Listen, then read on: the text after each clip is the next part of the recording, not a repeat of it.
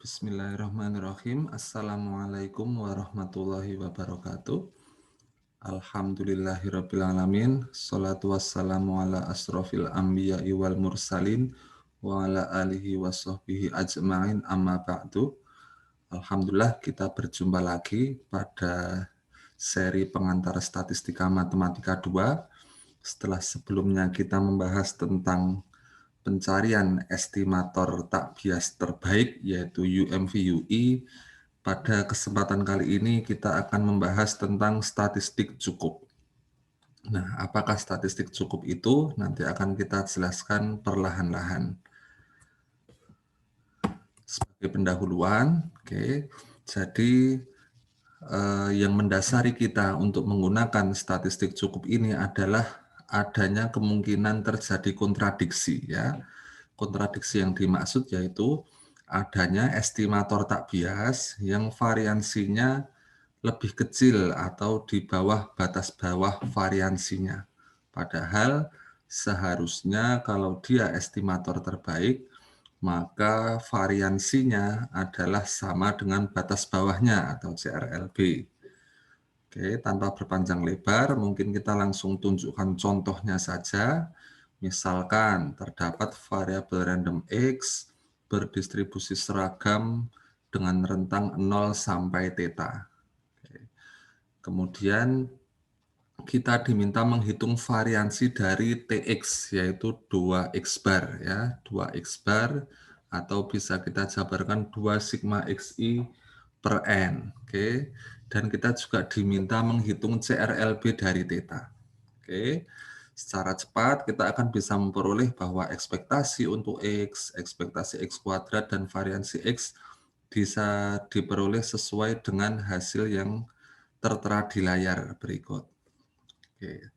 Selanjutnya kita akan melihat dulu apakah TX2X bar itu merupakan estimator yang tak bias atau tidak. Nah, dengan melakukan perhitungan statistika, kita akan peroleh bahwa ekspektasi 2X bar itu akan sama dengan θ. Dengan kata lain, 2X bar di sini merupakan estimator yang tak bias untuk θ. Oke. Kemudian kita hitung variansinya dari 2X bar tersebut. Oke, dengan memanfaatkan perhitungan statistika dan matematika, kita akan peroleh bahwa variansi dari 2X bar adalah θ kuadrat per 3N. Nah, untuk melihat apakah 2X bar ini merupakan estimator tak bias terbaik, kita harus bandingkan dengan CRLB-nya atau batas bawah variansinya. Oke. Seharusnya jika dia merupakan estimator terbaik, maka variansinya akan sama dengan batas bawah variansinya. Oke, kita selanjutnya akan menghitung CRLB-nya, mengingatkan kembali dengan formula sebagai berikut. Kita akan menemukan formula CRLB yang asli karena distribusi seragam bukan dari keluarga eksponensial. Oke, kita lakukan dulu yang pertama menghitung turunannya, yaitu dari turunan dari θ adalah 1. Kemudian untuk PDF distribusi seragam 0 sampai θ itu adalah 1 per θ. Selanjutnya kita hitung logaritma dari PDF itu, kita akan peroleh hasilnya minus log θ, yang berikutnya akan kita turunkan terhadap θ, sehingga kita akan memperoleh minus 1 per θ. Oke. Lalu hasil dari turunan pertama itu kita kuadratkan dan kita hitung harga harapannya atau ekspektasinya.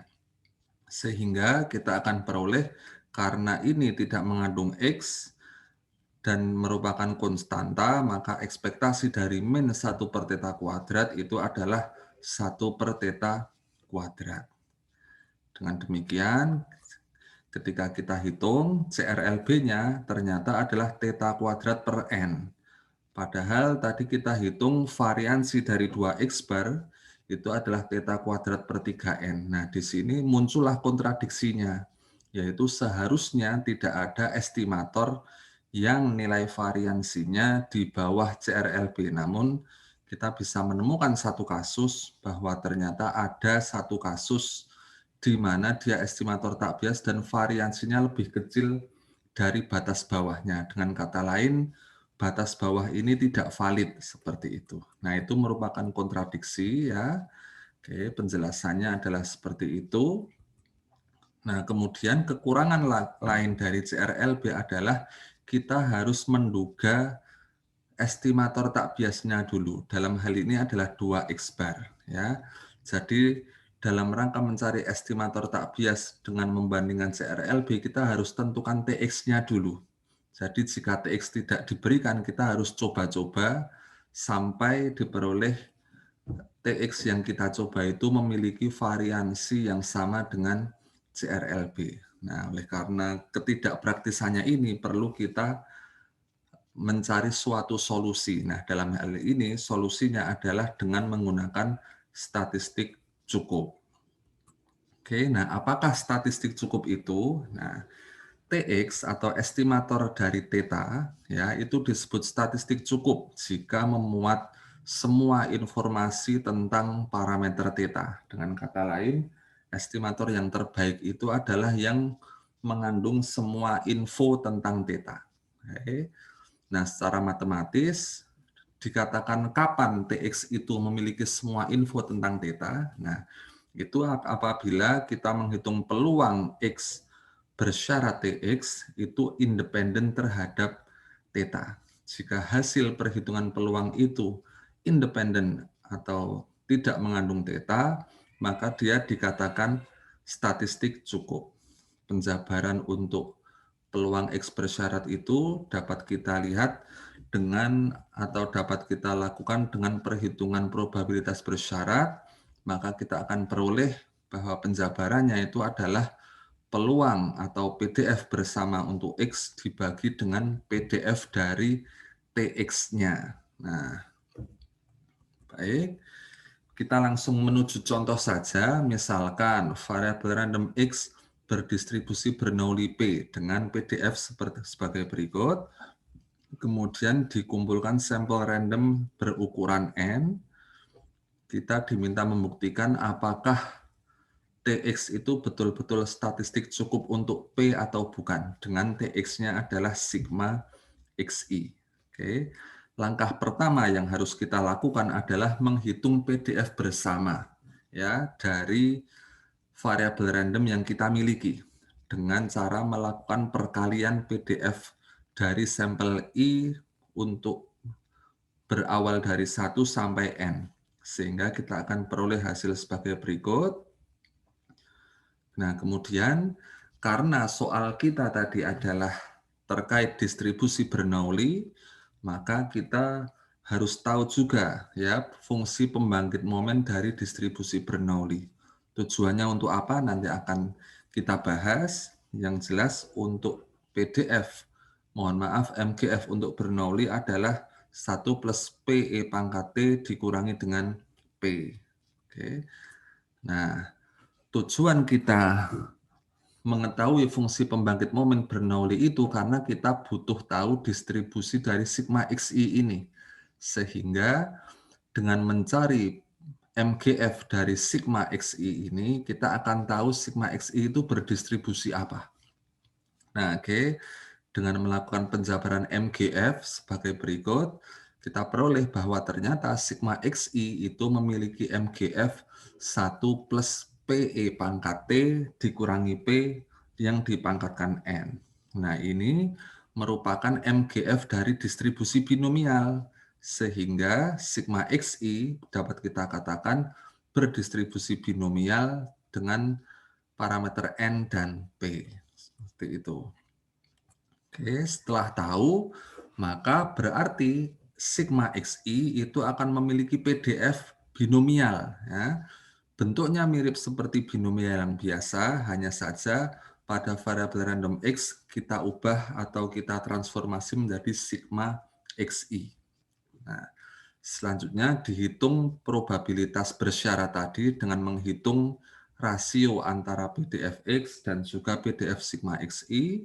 Kita peroleh hasil akhirnya itu adalah 1 dibagi kombinasi sigma XI dari N.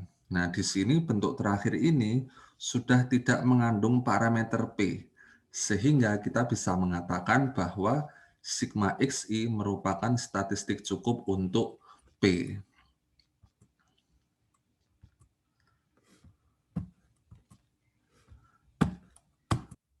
Selanjutnya, terdapat dua masalah ketika kita menggunakan statistik cukup ini. Yang pertama masalahnya sama seperti pada saat kita menggunakan CRLB, yaitu harus menduga dulu TX-nya. Dalam contoh kita, sigma X itu diberikan. Jadi kita coba-coba. Oke. Kemudian permasalahan kedua, harus mencari distribusi dari TX atau sigma XI tadi. Nah, kadang mencari distribusi dari TX itu tidak mudah dilakukan. Dalam contoh tadi kita bisa melakukannya karena distribusinya masih sederhana. Apabila nanti kita bertemu dengan distribusi yang lebih kompleks, mencari distribusi dari TX yang bentuknya masih sederhana juga itu, nanti bisa lebih rumit juga. Misalkan TX kita duga sama dengan fungsi maksimum. Nah, itu mencari distribusi dari fungsi maksimum juga bukan hal yang sederhana untuk dilakukan. Nah, solusinya kita bisa menggunakan teorema Lehmann-Scheff seperti itu. Oke. Apa teorema Lehmann-Scheff itu? Ya, jadi dikatakan TX itu statistik cukup untuk parameter theta jika dan hanya jika terdapat fungsi GT bersyarat theta dan HX, sehingga untuk semua X berlaku bahwa PDF bersamanya itu sama dengan PDF dari, bukan PDF, mohon maaf, fungsi dari TX-nya dikalikan dengan suatu fungsi X. Ya.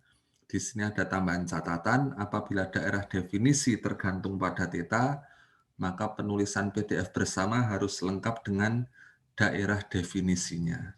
Oke, kita langsung ke contoh saja, misalkan variabel random X berdistribusi Bernoulli. Oke, sama seperti tadi. Kemudian kita diminta untuk mencari tahu statistik cukup untuk P. Nah, bedanya dengan contoh soal sebelumnya, kita diberitahu TX-nya, kemudian diminta membuktikan apakah TX itu statistik cukup atau bukan. Pada contoh ini bahkan TX-nya tidak diberikan, sehingga harus dicari sendiri. Kalau menggunakan CRLB atau cara menggunakan perhitungan probabilitas bersyarat seperti sebelum yang tadi, kita harus coba-coba bermacam-macam TX. Oke, nah dengan teorema Lehmann-Scheff ini kita bisa sangat mempersingkat langkahnya. Oke, pertama kita hitung dulu PDF bersama untuk distribusi Bernoulli. Pada contoh sebelumnya sudah kita peroleh PDF bersamanya adalah P sigma XI dikali 1 min P pangkat N min sigma XI. Nah, fungsi ini bisa kita tulis sebagai fungsi yang mirip dengan dikali X pangkat 0. Karena X pangkat 0 itu adalah 1. Kenapa kita perlu menambahkan ini? Nah, nanti akan terlihat pada step berikutnya. Nah, sehingga dari PDF bersama itu, kita bisa menjabarkan PDF bersama itu sebagai perkalian dari fungsi HX dan juga fungsi sigma XI-nya. Di mana HX-nya adalah X pangkat 0, yaitu 1, dan fungsi dari sigma XI-nya itu adalah PDF bersamanya. Oke, nah seperti itu, sehingga karena PDF bersama distribusi Bernoulli dapat ditulis sebagai perkalian fungsi HX dan fungsi sigma X, maka kita bisa simpulkan bahwa sigma X merupakan statistik cukup untuk P. Nah, bedanya di sini, dalam satu langkah kita langsung bisa mengetahui statistik cukupnya, sedangkan pada perhitungan probabilitas bersyarat kita harus menghitung dulu atau mencari tahu terlebih dahulu distribusi dari sigma XI. Nah, di sini terlihat langkahnya sangat ringkas seperti itu. Selanjutnya, misal diberikan contoh kedua, X berdistribusi Poisson lambda.